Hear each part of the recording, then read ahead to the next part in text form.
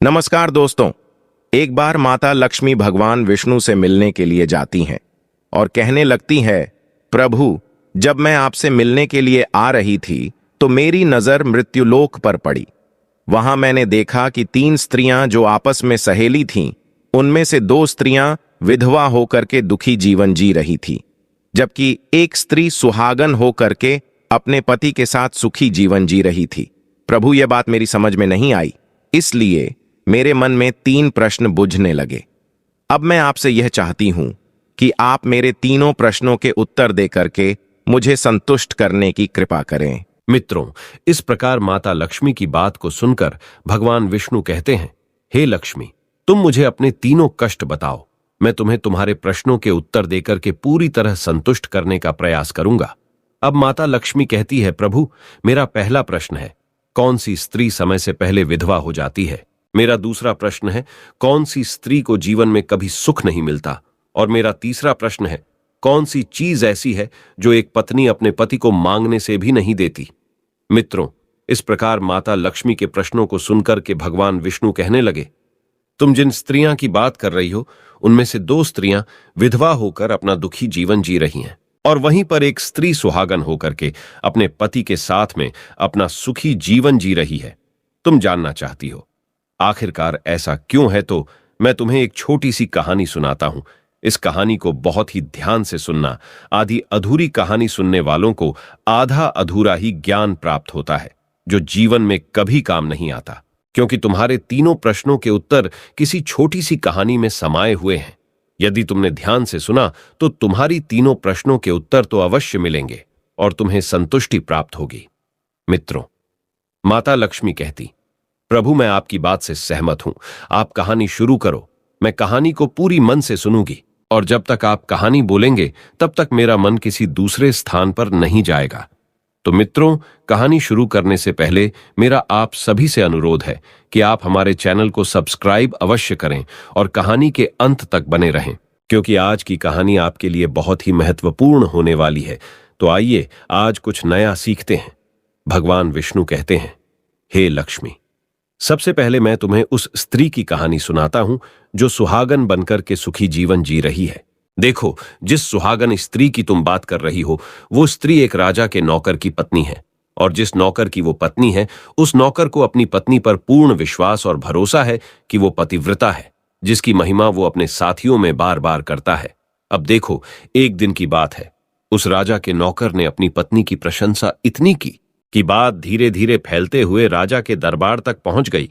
फिर तो राजा ने अपने नौकर को बुलाया और उस नौकर से कहा कि तुम हर किसी से कहते हो कि तुम्हारी पत्नी पतिव्रता है। क्या वास्तव में आपकी पत्नी पतिव्रता है? क्या आपको पूर्ण विश्वास है? इस प्रकार राजा की बात सुनकर के नौकर कहने लगा, महाराज, मुझे पूरा विश्वास है और पूरे से भी आगे विश्वास है कि मेरी पत्नी पूरी तरह पतिव्रता है। अब उसी समय पर राजा का महामंत्री कहने लगता है, यदि मैं तेरी पत्नी का पतिव्रता धर्म खंडित कर दूं तो तुझे क्या सजा मिलनी चाहिए? फिर तो नौकर ने कहा, यदि तुम मेरी पत्नी का पतिव्रता धर्म खंडित कर देते हो तो महाराज मुझे फांसी लगा देना। अब उधर वो राजा का नौकर भी मंत्री से कहता है, यदि महाराज यह मेरी पत्नी का पतिव्रता धर्म खंडित नहीं कर पाए तो इनको सजा क्या मिलनी चाहिए? तो राजा ने कहा कि मंत्री को भी फांसी की सजा दी जाएगी। फिर भगवान विष्णु कहते, हे लक्ष्मी, मंत्री ने स्वीकार कर लिया और नौकर से पूछा कि क्या वस्तु लाऊं जिससे तू माने कि मैं तेरी पत्नी का धर्म खंडित करने में सफल हुआ? तो नौकर ने कहा, मंत्री, यदि तुम मेरे घर से जाकर के मेरे विवाह के समय पर मुझे एक पटका मिला था और एक कतार मिली थी, वो मेरी पत्नी ने बहुत ही संभाल कर रखी है, जो सुहाग की निशानी मानी जाती है। यदि तू पटका और कटार लाकर मुझे दिखा दे तो मैं मान जाऊंगा कि मेरी पत्नी का धर्म तूने पूरी तरह नष्ट कर दिया है। अब शर्त स्वीकार हो जाने के बाद में वो मंत्री शहर में जाता है और एक दूती से जाकर मिलता है। वो दूती हमेशा एक दूसरे से भिड़ने का काम करती थी, और जो काम कोई नहीं करता था वह काम करने में वो सक्षम थी। फिर इस प्रकार उस मंत्री ने उस दूती को अपने स्वार्थ के लिए बुलाया और दूती से कहा कि देखो, इस नाम का एक व्यक्ति है, उससे मेरी शर्त लगी है। और फिर उसने उस शर्त के बारे में उसको सारा कुछ बता दिया। फिर वो उस दूती से कहने लगा, तू कैसे भी करके उस स्त्री से मेरा संपर्क करवा दे।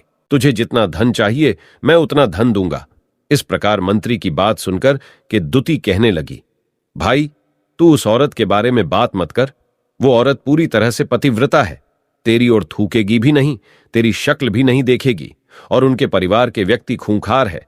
तेरी खाल उतार लेंगे। तो मंत्री कहने लगा, ठीक है, यदि तू मेरा उससे संपर्क नहीं करवा सकती है तो एक काम कर दे, उसके घर जाकर के पटका और कटार चुरा कर ला दे, और उसकी पत्नी के गुप्तांग के पास में यदि कोई चिन्ह हो तो वो चिन्ह भी मुझे देख करके बता दे, फिर मैं तुझे मुंह मांगा इनाम दूंगा।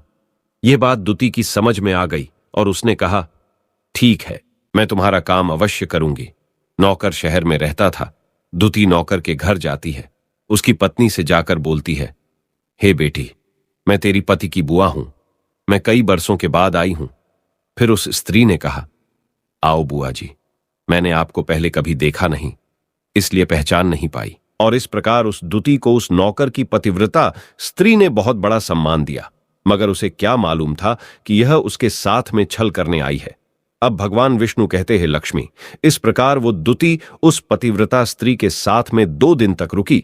जिस समय वो स्त्री स्नान करने लगी तो दुती उठ करके उस पतिव्रता के कमर मलने लगी। उस पतिव्रता स्त्री ने बहुत मना किया, फिर भी वो दुती नहीं मानी और कहने लगी, मुझे तो बेटी से भी प्यारी लगती हो तो मना मत करो। काफी दिनों के बाद में मेरी तुम्हारी मुलाकात पहली बार हुई है। अब ऐसा कहकर कि वह दुती मुख पर हाथ फिराने लगी।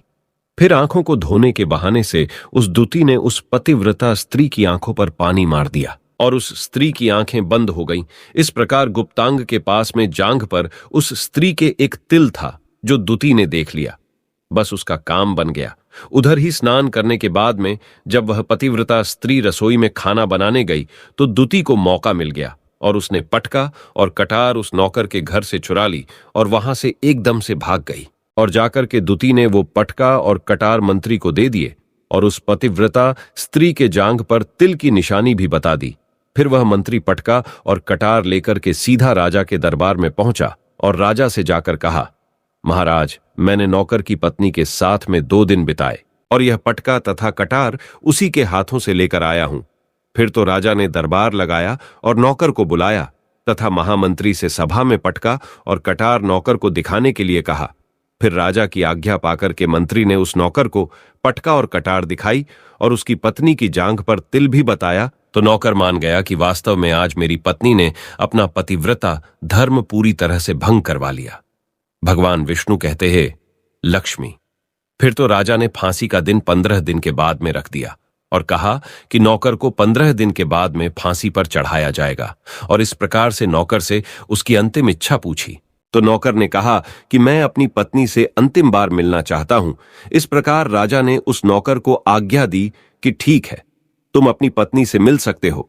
फिर नौकर अपने घर गया और अपनी पत्नी से कहा कि आपने मेरे साथ में बहुत बड़ा विश्वासघात किया। मैंने आपके विश्वास पर मंत्री से ऐसी शर्त लगाई थी कि राजा के दरबार में राजा के सामने मैंने कहा था कि मेरी पत्नी का पतिव्रता धर्म कोई नष्ट कर दे तो मुझे फांसी लगा देना। अब मुझे 15 दिन के बाद में फांसी लगा दी जाएगी। मेरे साथ विश्वासघात करके तुमने ठीक नहीं किया। उस पतिव्रता स्त्री ने अपने पति को सारी बात बताई, मगर उसे विश्वास नहीं हुआ और वह राजा के दरबार में पहुंच गया। फिर नौकर राजा के दरबार में पहुंचा तो फिर उसे कैद में डलवा दिया गया। अब उधर नौकर की पतिव्रता धर्मपत्नी ने परमात्मा को याद किया और अपना भेष बदल करके राजा के दरबार में गई और राजा से नाच दिखाने की आज्ञा मांगने लगी, क्योंकि वो स्त्री बहुत ही सुंदर थी और उधर राजा शौकीन होते हैं। इसलिए राजा ने आज्ञा दे दी कि सभी मंत्री संतरी आदि उपस्थित होकर के इस सुंदरी का नाच करवाने की पूरी व्यवस्था करें। भगवान विष्णु कहते हैं, लक्ष्मी, फिर तो सब मंत्री महामंत्री राजा आदि दरबार में उपस्थित हुए और फिर उस नौकर की धर्मपत्नी ने जब नाचना शुरू किया तो राजा को उस स्त्री का नाच बहुत ही सुंदर लगा। और फिर राजा ने कहा, तुम मुझसे क्या मांगना चाहती हो? तुम जो भी मांगोगी मैं तुम्हें वही दूंगा। फिर उस नौकर की पतिव्रता स्त्री ने कहा, महाराज, आपकी सभा में मेरा चोर है जिसने मेरे रुपए लिए थे मगर आज तक वापस नहीं दिए, उसे फांसी की सजा दे दीजिए। अब राजा ने कहा, ठीक है, बताओ मेरे दरबार में तुम्हारा चोर कौन है, उसका नाम क्या है? मैं उसको फांसी की सजा अवश्य दूंगा। भगवान विष्णु कहते। फिर उस नौकर की पतिव्रता स्त्री ने कहा, महाराजा, आपका मंत्री मेरा चोर है, आप इनको फांसी की सजा अवश्य दे। अब उधर जैसे ही मंत्री ने सुना कि ये सुंदरी मुझे अपना चोर बता रही हैं, तो मंत्री कहने लगा, महाराज मैं कसम खाकर कहता हूं कि मैंने इसका कभी कुछ नहीं चुराया है। मैंने इसे आज तक कभी देखा ही नहीं है, तो मैं चोरी कैसे कर सकता हूं? मैंने आज तक इसकी शक्ल ही नहीं देखी है। अब भगवान विष्णु कहते हैं, लक्ष्मी, जैसे ही मंत्री ने कहा कि मैंने इस सुंदरी की आज तक शक्ल ही नहीं देखी है, तो वो सुंदरी कहने लगी, महाराज ये मंत्री मुझे जानता नहीं है, तो आप इससे ये पूछो कि ये पटका और कटार कहां से लाया था। मैं उस नौकर की पत्नी हूं जो आपके यहां पर नौकरी करता है, और आप मेरे निर्दोष पति को फांसी चढ़ाने वाले हैं। अब मैं आपको पूरी दस्ता सुनाती हूं। ये जो आपका मंत्री है, इसने मेरे पास में अपनी एक दुती को भेज करके मेरी जांघ के तिल का पता लगाया, और उसी ने यह पटका और कटार चुरा कर के इसको लाकर के दी। और आपके मंत्री के द्वारा भेजी गई दुती जब मेरे घर पर आई थी, तो उसने मुझसे कहा था कि वो मेरे पति की बुआ है और वह पहली बार आई है, इसीलिए मैं उसको पहचान नहीं सकी। और महाराज, जिस प्रकार मैंने उस स्त्री को अपने यहां पर बहुत बड़ा सम्मान दिया और अपने घर पर उसके ठहरने की व्यवस्था की, और इस प्रकार उस नौकर की पतिव्रता स्त्री की बात को सुन करके राजा ने दुती को बुलाया। फिर उस दुती ने राजा को सारी सच्चाई बता दी, जिससे राजा ने उस नौकर को रिहा कर दिया और मंत्री को फांसी पर चढ़ा दिया। भगवान विष्णु कहते हैं, हे लक्ष्मी, इस प्रकार उस नौकर की पतिव्रता स्त्री ने अंत में राजा से कहा, महाराज मैं अपने पति से बहुत प्यार करती हूं। मैं एक चरित्रवान स्त्री हूं। कभी भी मैं अपने पति का नाम तक अपने मुंह से नहीं लेती। भगवान विष्णु कहते हैं, लक्ष्मी, मेरी कहानी पूरी होती है। अब तुम अपने तीनों प्रश्नों के उत्तर सुनो। तुम्हारा पहला प्रश्न था, कौन सी स्त्री समय से पहले विधवा हो जाती है? तो जो स्त्रियां अपने पति का नाम लेती हैं, वो समय से पहले विधवा हो जाती हैं, क्योंकि पति का नाम लेने से पति की उम्र कम हो जाती है और समय से पहले ही उनके पति की मृत्यु हो जाती है। ऐसे स्त्रियां जो पति का नाम लेती है, समय से पहले ही विधवा होकर के एक दुखी जीवन जीती है। बस यही राज की बात है कि तुम जिन 3 सहेलियों की बातें कर रही थी, उनमें से 2 विधवा थी और एक ये नौकर की पत्नी थी जो पतिव्रता स्त्री थी। ये पतिव्रता स्त्री कभी भी अपने पति का नाम मुंह से नहीं लेती थी, और उधर वो 2 स्त्रियां जो विधवा होकर जीवन दुखी होकर जी रही है, वो हमेशा अपने पति का नाम लेकर ही बुलाती थी, जिसकी वजह से उनके पति की उम्र कम हुई और फिर वो दोनों स्त्रियां समय से पहले ही विधवा हो गईं और आज वो दुखी जीवन जी रही हैं। इसलिए कभी भी स्त्रियों को अपने पति का नाम अपने मुंह से नहीं लेना चाहिए। अब तुम्हारा दूसरा प्रश्न था, कौन सी स्त्री को जीवन में कभी सुख नहीं मिलता है? तो समझ लो, जो स्त्रियां अपने पति के बिना अनुमति के किसी तीर्थ स्थान या उत्सव में जाती हैं, उनके जीवन में कभी सुख नहीं आता। ऐसी स्त्रियां जीवन पर दुखी रहती हैं और उन्हें पति का कभी प्रेम नहीं मिलता। भगवान विष्णु कहते हैं, लक्ष्मी, तुम्हारा तीसरा प्रश्न था कि ऐसी कौन सी चीज है जो एक पत्नी अपने पति को मांगने से भी नहीं देती? तो समझ लो, वह चीज गाली है। एक चरित्रवान स्त्री कभी अपने पति को गाली नहीं दे सकती, और जो स्त्री गाली देती है वो स्त्री कभी चरित्रवान नहीं होती, और ऐसी स्त्री जीवन भर रोती है, उसके जीवन में कभी सुखी नहीं आती, और समय से पहले ही ऐसे स्त्री विधवा हो जाती है। मित्रों, इस प्रकार कहानी सुनने के बाद में माता लक्ष्मी पूरी तरह से अपने तीनों प्रश्नों से संतुष्ट होकर कहती हैं, प्रभु, वास्तव में जो स्त्री चरित्रवान होती है वो कभी दुखी जीवन नहीं जीती है, क्योंकि ऐसे घर में लक्ष्मी का सदा वास होता है और वह घर धन धान्य से हमेशा भरपूर बना रहता है। ऐसी स्त्रियां हमेशा घर को स्वर्ग बना देती हैं। तो दोस्तों, यदि आपको ये वीडियो पसंद आई हो तो प्लीज आप हमारे चैनल को सब्सक्राइब अवश्य करें, वीडियो को लाइक करें, और दोस्तों सच्ची श्रद्धा से कमेंट में जरूर लिखें, जय श्री राम, जय हनुमान। साथ ही देवों के देव हर हर महादेव सदैव आप पर अपनी कृपा बनाए रखे। प्रिय मित्रों, वीडियो को अंत तक देखने के लिए धन्यवाद। जय श्री राम।